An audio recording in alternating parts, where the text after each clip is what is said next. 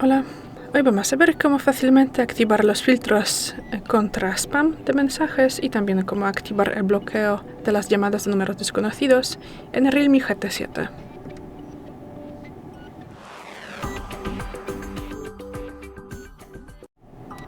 Para esto abrimos la aplicación de contactos y de teléfono. Luego, desde cualquier pestaña, pulsemos aquí estos tres puntos. Abrimos ajustes y entramos en el identificador de llamada y spam. Y aquí marcamos ambas estas posiciones. Luego salimos y abrimos aquí números bloqueados.